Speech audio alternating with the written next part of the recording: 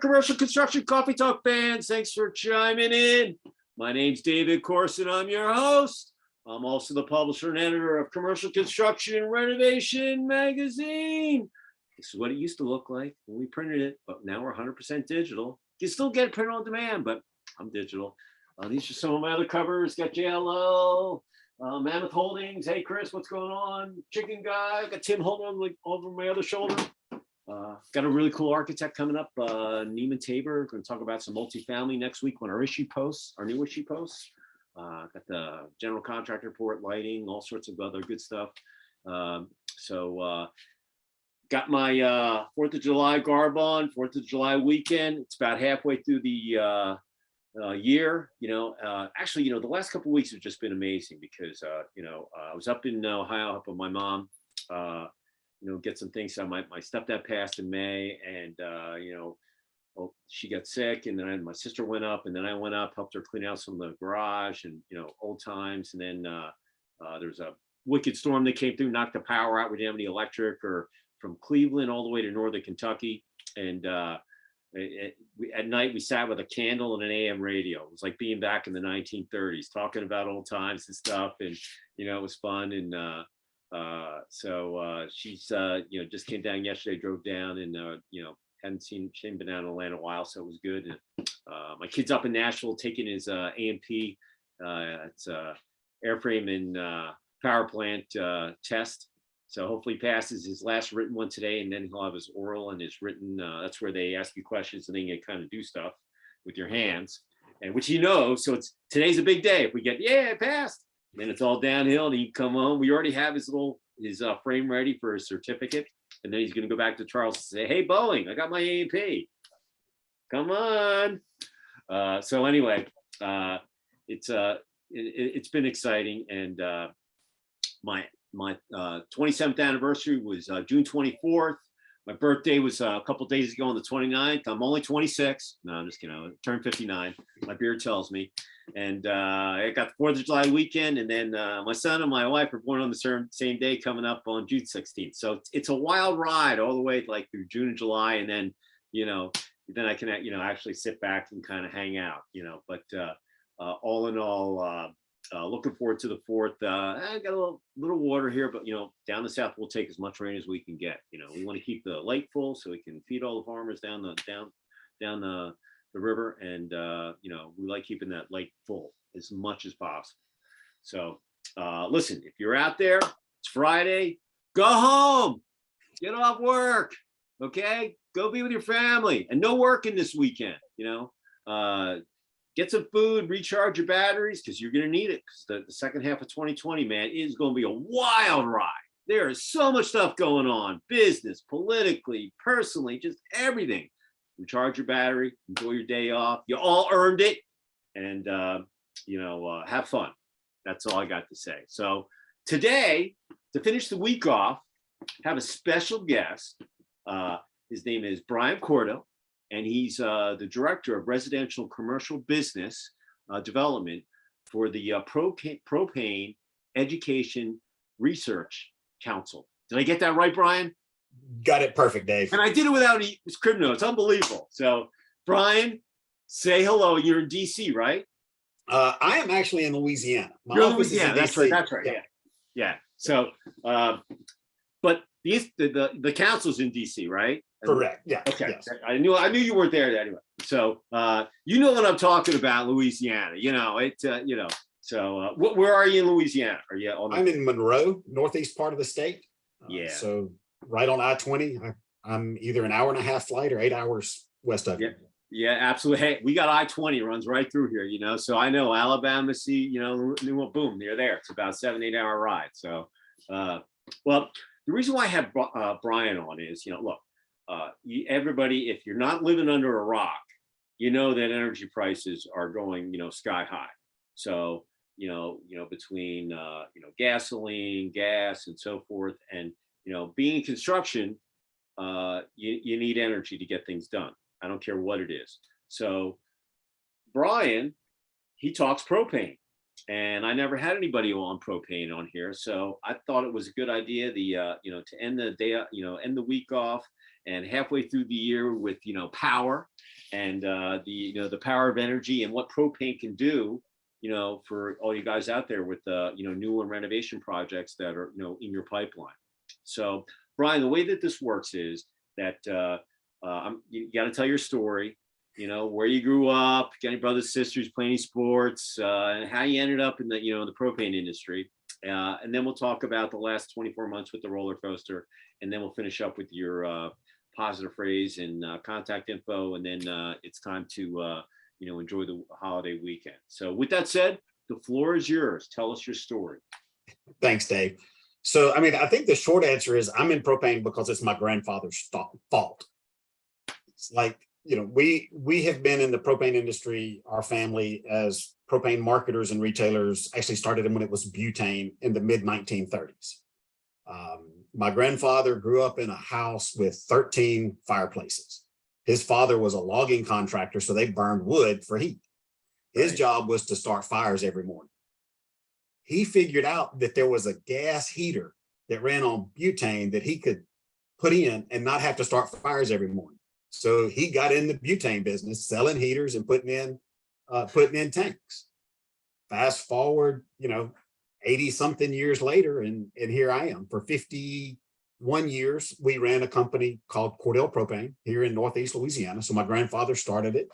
My father, after a stint in the oil patch as an engineer, we lived internationally till I was 6. Came back and got in the propane business with his dad. My first job was about as an 8-year-old, helping wash cylinders and fill cylinders, helping the guys out in the summer. And that's kind of always the deal. I could do whatever I wanted to once we got off work. Right. So we transitioned that company. He sold the company, and I consulted around mostly around the South, but a little bit around the country for a couple of other businesses, helped with some transition for them. And then got a call, the opportunity to come to work for PERC and do what we had done in North Louisiana, which was grow the business by relationships. We worked with general contractors and subcontractors to grow our business. And so that's what I get to do now, only I just get 50 states instead of 10 counties. Yeah, absolutely.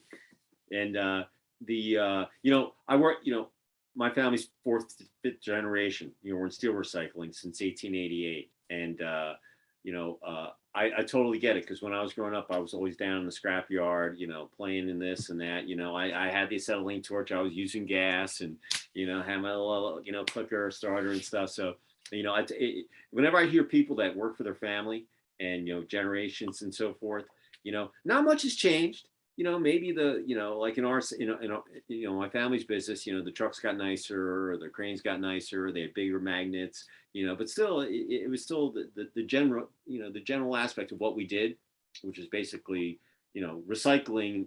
We were doing recycling before sustainability was even a word, So you're in the same boat, you're, hey, butane, I haven't even heard the word butane forever, Right. Because you only see it in a disposable lighter today. Yeah. Right? That was the first, the LPG that we really marketed, particularly in the South. Science wise, the boiling point's a little higher. So, it needs to be warm to use it. Your propane, we don't have that issue. So, in most places, we don't have that issue. So, I mean, that's just the kind of the way the industry matured, migrated to a product that benefits the consumer. Propane today provides that consumer with the warmth, the comfort, the endless hot water, all the things that construction customers, so when we're building buildings and building projects for people, we're thinking about the person that hired us to build it, but they're really thinking about the person that's going to occupy that building. And so it just gives us a chance to give all those occupants the things they want. And that's the growing business through referrals, because happy customers bring you new customers that want to be happy too. 2 things about butane and propane. When I was up in Ohio, my mom, clear out the cabinets and stuff, we found all of these old lighters, and they were all butane. I mean, some of them were really, really old. Anyway, I said, hey, I'm going to go get them appraised and stuff. I don't smoke or anything, but they were really, really neat. This one popped open. I mean, I don't know how old it was, but the other thing about propane is, whenever I used to go to, when I was a travel junkie before, the roller coaster started 24 months ago, I'd go to Vegas 10 times a year for shows. And once in a while I would get in a cab and they'd have the propane. They'd be running on propane. And I'd ask guy, how far do you get on this thing? He's, oh man, I can make it to, LA and back, and I can run this thing all day and it doesn't overheat, and I'm like, why don't more people put that converter kit into their car? Because we have an abundance of it, of gas, natural gas or whatever, in the country. You're the expert, but that's what I think of propane. Not propane on my barbecue and this, but I always think of it as putting it in the car. Those taxis that are in Vegas or in other cities, and obviously on the construction site, you can run your engines and so forth on propane. It's probably a benefit and an asset. But with that said, let's kind of talk about 2020 January, the country's booming. I know a lot of you have heard this a million times before, but the country's booming.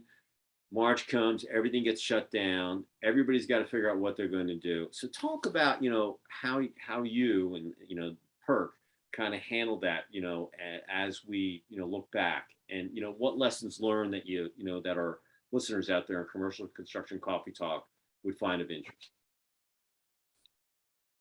So I was at a trade show, lo and behold, when the roller coaster took off on March the 13th, and hurried home, got an earlier flight, was fortunate to be able to get home with no worries. And I had a communication to our team that day, and we just basically said, our CEO had told us, take everything home with you from the office, whatever. When you get home today, be prepared for 2 weeks. We're going to recharge our batteries. We're going to, get everything ready. And in 2 weeks, when this is over, we're back to business as usual. Well, two weeks later, and now 2 years later, business is the new normal, if we'll call it. But we were fortunate at PERC. We represent the entirety of the propane industry, not just one marketer here or one segment or anything. But so we were already positioned across the country with the ability to function remotely. So that Monday morning, we got up and got on a Zoom call, as Ring Central was the platform that bought Zoom, but we got on a call with them, and we went right to work because fortunately we were set up for it. After figuring out that we weren't going back to the trade shows that we had committed to in the next few weeks and months, we really doubled down our opportunities to connect with our manufacturing partners, our product development teammates, because they were kind of stuck and easy to get a hold of at the time. We weren't just setting up meetings at trade shows. We were able to pin down and really get deep with what needs they had for product development, for commercialization. So we knew that when construction picked up, and obviously the hospitality side, took off first because they had buildings that weren't being fully used. Mm-hmm. And I mean, we went right to work in the commercial space, building what we would refer to as a planned retrofit, meaning they started investing in infrastructure for water heating, boilers, new tankless technology, instead of responding to an emergency. So we were having conversations with the building owners and operators, telling them, go now, get your contractors to do this work so that you can take advantage of these efficiency savings, lower emissions coming out of this project. So when your customers come back to check into the hotel, you're getting 5 stars because nobody's taking a cold shower.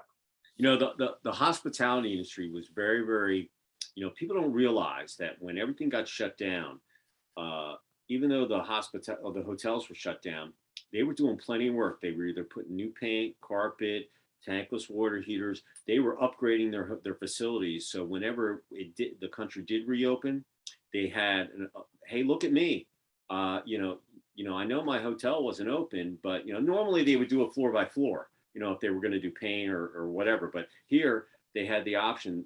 obviously, I was actually, I had just done my, in February of 2020, I did my first event and it was down in Florida, and I did some site visits for my January 2021 event, and which I was going to do in Fort Lauderdale. And I looked at all these hotels. Every hotel I looked at shut down that I looked at in Fort Lauderdale. And they all reached out to me after, eventually, and said, hey, we're reopened, but we were doing all this stuff. And the one hotel was brand new. I mean, they had just redone it. It had gotten whacked by a hurricane. It was out by the airport, and it was beautiful. They had only been open. I felt terrible for them. They had only been open maybe 3 or 4 months. I mean, everything was brand new. And then boom, they had to shut it back down. And one by one, little by little, people were let off. And then it was, but a lot of my hoteliers I talked to, they were like, hey, David, we are getting our portfolios all ramped up. And so when it does open, at least the smart hoteliers did. They didn't sit back and just wait. The ones that did, they said, hey man, I'm going full. I'm going under the radar. My hotel's closed. I can do whatever I want and get things done. So, like I said, when the grand opening is there, I was ready. So the ones that did that, congratulations to you, because that was a really smart move. I think when all this happened, if you didn't have a cell phone or a Gmail account, it was probably pretty tough to connect with people. Am I right? Yeah, you had to, I mean, mining for new contacts was a challenge, because that's what trade show floor is for, huh? You make these introductions, you get, and then all of a sudden you're like, wait a minute, I'm on a Zoom call with these people and I see them in this meeting, but short of a chat to them going, how do I connect with you after this? It just got to be a challenge. So we went back on the road strategically, kind of in that summer. Not really, major. I mean, nobody's having a major event, so we were working. I did a development project with a major manufacturer. They wanted us to participate in developing this new product, but we couldn't get permission to come to their office because of their roller coaster policies. Right. We had to find a third party. We had to go somewhere where there was an open hotel and all get together to have this meeting for us to get this product. And in about 15 months, we'll see it in the marketplace. Yeah, technology, just like we're doing today. I mean, everybody was on it. And I know people are like, oh, when the country opened up, they went to all these shows and this and that. But this is still not going away. This is here to stay. The pendulum might have swung back a little. But I had a contractor on a couple of weeks ago, and she's like, I know I have to do site visits, and some stuff I have to do in person. But for the most part, I still know if I can have a meeting here and not have to drive and not whatever, and I know I can cut it down in 15, 20 minutes, boom, I can accomplish so much more using technology. And so this is here to stay, no matter what platform you're on. And definitely. I mean, I find myself scheduling flights now around planned meetings and calls. And yesterday was a nightmare if you were traveling.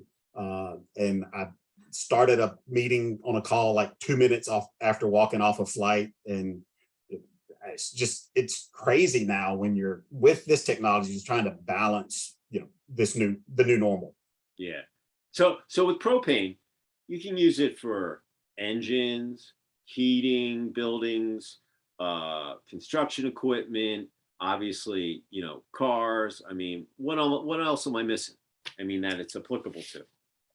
But you hit most of it. I mean, I think, looking forward, we're talking about fuel cells and other things that are, a little different. But I think from the construction pro standpoint, I kind of break it into two sides. Is what do we use on the job site?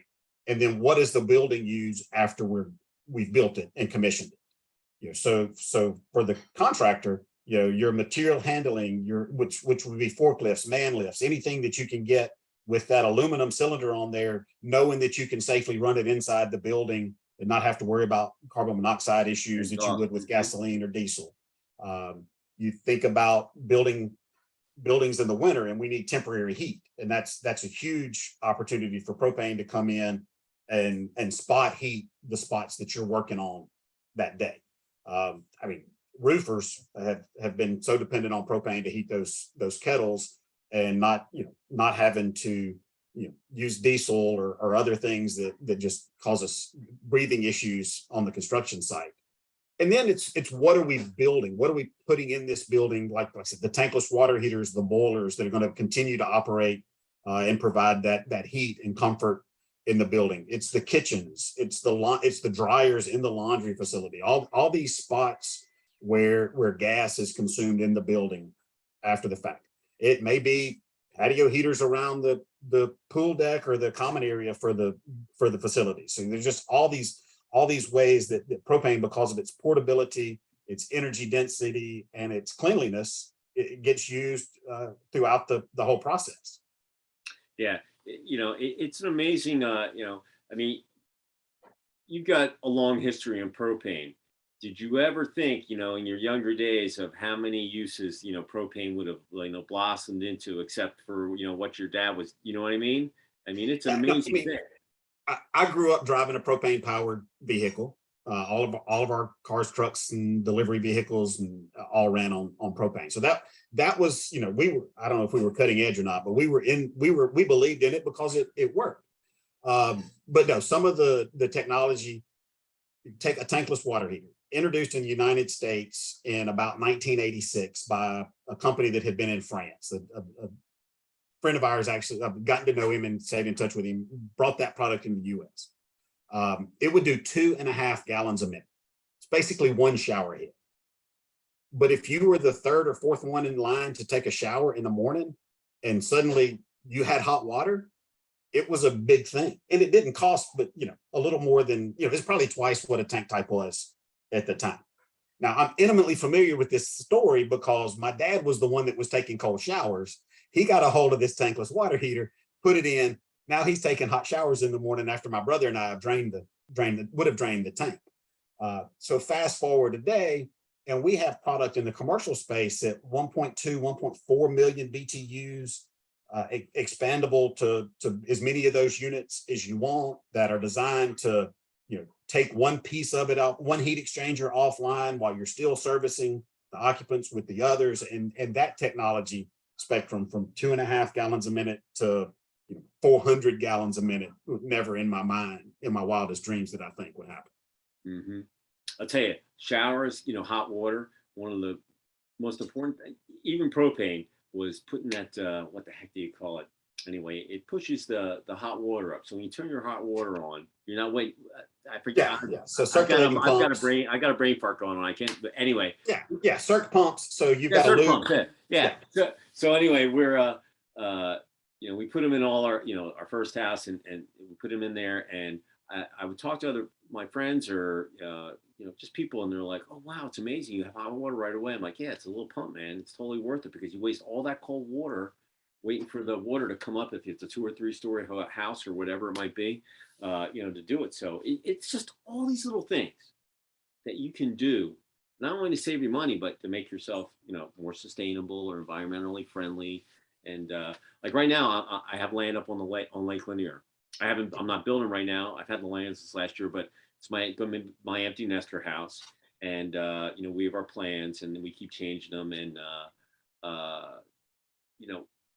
we're looking at propane is on our list, because I got to get my water's gonna be, I got the septic tank, I got to get the permit from the lake, and the county's very, very particular on where that is, because I'm so many feet from the water.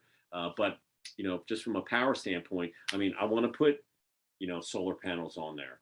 I don't want to put grass in the back. I want to put AstroTurf. I'm sick and tired of cutting grass. I'm sick and tired of watering it. I'd like to have some flowers in front. I don't know if the HOA is going to let me put the turf in there. I'd love to have green grass in the middle of the winter. You know how it is in the South. You have green grass, and then the winter comes and it gets brown for, 2 or 3 months. So I'd like to have AstroTurf. AstroTurf, used to, you don't think of it, but man, AstroTurf looks like grass. You can make it. It's the real deal. It's like laminate flooring. Oh, it's not. It's fake wood. Yeah, I know. It's low maintenance. Yeah, low maintenance. I've cut grass. I'm like done with it. I'm like, hey man, I got some dogs. Take some water. Done. So it's I look at all this stuff. So my wife, she's an interior designer, so she's looking at all these things. I'm like, hey babe, we got to think about energy. It'd be nice to have. We'd love to have tankless water here. I want to have a generator. Solar generator or whatever, Generac or whatever it might be. And so there's all these little things that I'm thinking that I would want to have on the house. And, to make it as energy efficient and, thunderstorm knocking the power out, capable, and, Yeah, yeah. It's when you're talking about your mom being up at your mom's and Ohio running out of electricity because of a storm. That backup generator piece has been huge. I mean, we've got one manufacturer through public records reported like selling over almost 500,000, 450,000 units of standby power last year, and so that obviously is a continuation of a trend from people being at home during the roller coaster and not wanting to be without power, being dependent on that internet connectivity and power to be able to function in their new offices at home. And I mean, I don't see that going away. But when you're planning a house like yours, what would you kind of have to balance and consider is the less electricity demands you have in the home, the smaller the generator you have to put in. So when you think about electric water heating or electric heat pump water heaters, if you want that to work when the power's out, you got to have a 240 circuit and more kWs in the generator to meet that demand. If you're with the propane tankless unit, you need about 10 to 11 amps to run a tankless water heater. And so that's, no load on the generator. I was taking cold showers for 2.5 days. Oh yeah, no. I mean, I didn't mind it. It's not my first time doing it, but I like a warm shower. But the cold shower, listen, it was what it was. But that was, so yeah. And if you're running a gas furnace instead of a heat pump, electric heat pump, you need a 110 circuit for the blower fan, and the propane does the rest. So we've actually done a number of calculations for customers and consumers and manufacturers where we just, we take out all that high amperage load. Think of all the 240 circuits in that panel box, and every one that you can eliminate from there and replace with a gas line just lowers the size of that generator that you have to have. And in some cases, we actually saved enough on equipment or on the price of the generator, the difference between the all electric home and the propane home, to basically provide the generator into the project. Have you seen over the years, have you seen a lot of the commercial sector? I mean, obviously there's people that use it, but I mean, have you seen that increase where people are like, maybe I should, with new construction or a reno that are going, hey, I'm going to put the propane in there. I'm going to do it. I mean, have you seen that? Yeah, what's driving that conversation right now is, so there's a couple of code considerations. If you have life safety needs in a commercial building that require 72 hours of on-site storage power backup, your choices have pretty much been propane and diesel. And a lot of building contractors and others went to diesel. But that's changing today for, well, I guess we'll just say two reasons: cost and cleanliness. And cleanliness is driving the cost. So not only is diesel 2 to 3 times the cost per gallon of propane today, the diesel equipment with tier 4 emissions controls is considerably more expensive than the propane generator. So it is cost of fuel, cost of equipment, and then the cleanliness. If you look at, and we just published a report at PERC, my coworker, Dr. Vishwanathan, who's our director of sustainability, looked primarily just at California and how their move to a cleaner grid that is tied to intermittent resources is driving a push for people to buy diesel generators, or to buy generators. And when they're buying diesel generators, those emissions are actually greater than the plan to offset them through the cleaner grid. So it's a balancing act that we hope building contractors and owners and occupants understand that on this continuum from affordability to cleanliness, that we fit right there in either the primary or a hybridized approach, where we're not getting away from the LED light bulb, but that generator doesn't need much current to power that. Yeah. We don't need anything electric resistance in the building that we have to try to back up our power. Mm-hmm. Yeah, listen, when we had the power, my mom was like, "Oh, I really should get a generator." And I said, "Hey, listen, if you're gonna get one, the neighbor had one down. It was loud. I heard it for 3 days. Running all day long." That's why I said, "We're getting a solar one, okay?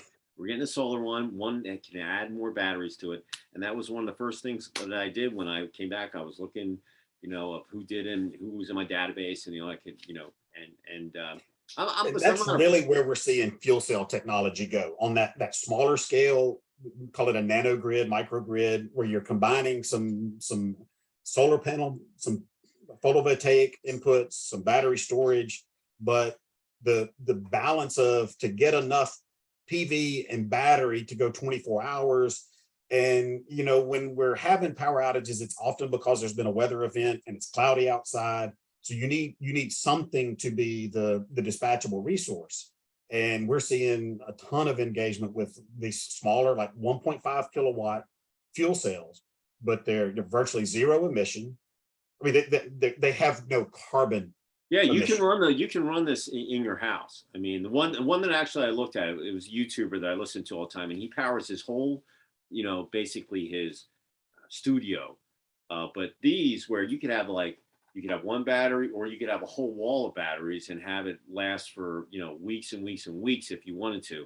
And that was the one that, you know, that I'm having discussions with the guy. But, you know, I'm not a prepper, but, you know, I said a couple, you know, I went and bought some MREs, you know, for 3 months just to have at the house. I always pick up a case of water. I pick up some camp food. We think everybody in America got an extra propane cylinder during the roller coaster. Yeah. No, listen, I mean, it just, you know, you go through this stuff, you know, I lost my power up in Ohio. So I come back on that Saturday, I drove home. Sunday night, they race up this hill. They drag race tonight, these kids. Anyway, kids spun out, knocked the pole down, and knocked out the power for another 2 days. I looked at my wife, I'm like, oh my God, we just lost the power. I can't get away from the power and the internet. I had to go to Starbucks again for another 2 days. And thank you, Starbucks and Swanee, for hosting me when the power was out, because everybody and their mother was in there because all the power was knocked out, you know, down here. And it took them forever to get the, you know, everything set up. But and that wasn't even a weather event. That was a car accident. You know, the kid. Yeah, I mean, so if you are traveling if you're flying, you know that there's no excess capacity at the airport. The flights are awful. Well, there's no excess capacity on our power grid right now either. I mean, you look at Texas is having days of warnings that if you don't turn the thermostat up and live uncomfortably in your house, you're going to get real uncomfortable because you're not going to have any electricity. And so just as we increase that demand on the grid, it becomes less stable, and less stable leads to more frequent and longer lasting power outages. You know, what new products do you have coming up, you know, that you know, that are coming in the pipeline for PERC, you know, that you guys might be launching? But you don't have to tell us, but, you know. No. I mean, I think on the I'm going to get the press release anyway, so it's okay. You run them all, and we appreciate that. You know, I think on the engine side, we have worked for a number of years. Initially, it was a propane engine that has diesel-like performance. By that, I mean we can put it we put it in a propane bobtail that was a truck manufacturer that would have had a diesel engine in it, put a 3,500 gallon barrel on it, and ran it all over the Midwest, up and down hills, and the drivers went on and on about the performance. Well, the difference for us though is that now you get the drivability that you've been looking for, but your emissions are near zero. If you ran it, say, in a place like Los Angeles, when there was one of these red flag events, you know, you can't, smog so high, it's not safe to breathe. The exhaust would literally be cleaner than the intake air that you're breathing. It's got everything imaginable. So that will be coming to market. It's Cummins has released a 6.67 called Octane, and that'll be coming to market. So that'll give, when contractors are having ESG conversations, and we're talking about embodied carbon and what the carbon emissions of your freight and delivery system is, that's going to give us the capacity up to what would be a class 7. So you think about if it's a Freightliner, an FL70, a Ford F700, that size truck, the single axle day cabs that are running around pulling lumber to the job site, pulling steel, pulling beverages to the job site. Those could all run, and that would greatly reduce our emissions impact from transportation in the country. Listen, that's all sounds positive to me. I'm right there with you. if there was one positive thought or phrase that you'd want to leave with our listeners on Commercial Construction Coffee Talk out there as we go into the second half of 2022 and Q3 and Q4 and moving into 2023, what would it be? So one of the things that we haven't talked about from an innovation standpoint is we are producing and distributing a product known as renewable propane.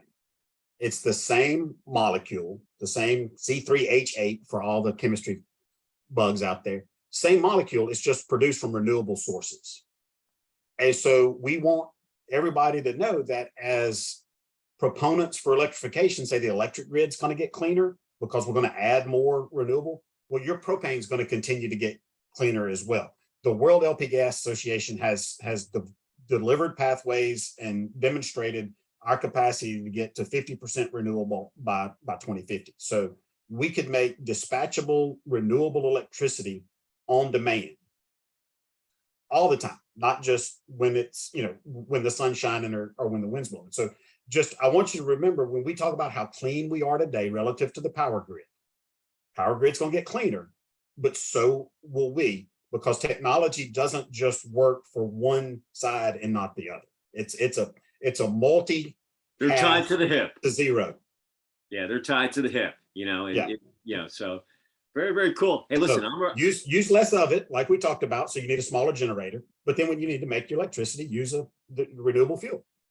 Hey, listen, I'm a recycler, paper. My wife, she's like, they're not going to like, hey, look, it says it's got the thing on there. I'm putting it in there. Okay.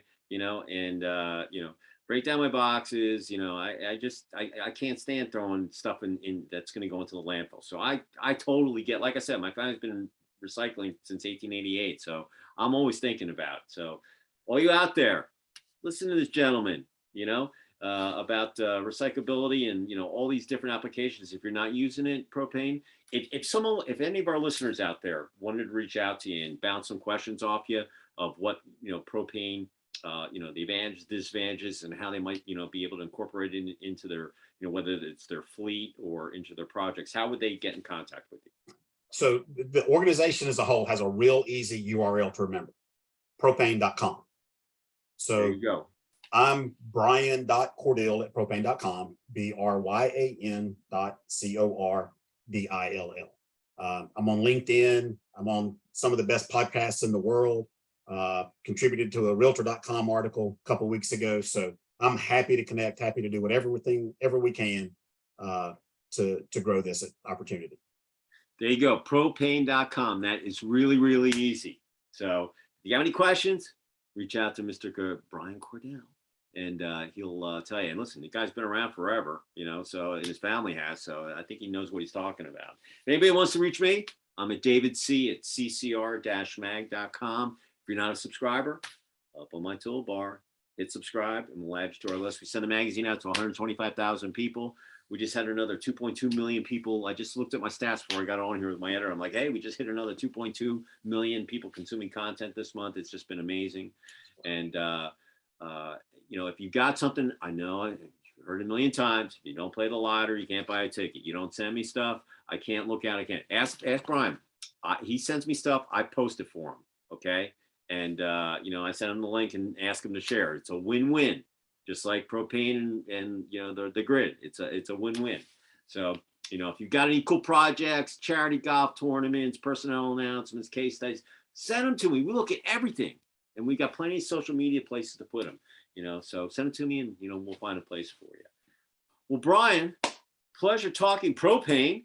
It was I learned some stuff. The day I stopped learning is the day I should go do something else. So I think that's the day that you don't beat the dirt. You're always learning. Yeah, no, like I said, I learn something new every day, but, the day I stop learning, I'll go do something else. I'm never going to retire. My kid's like, Dad, you're always going to work. I'm like, yeah, I don't see myself hitting golf balls or fishing.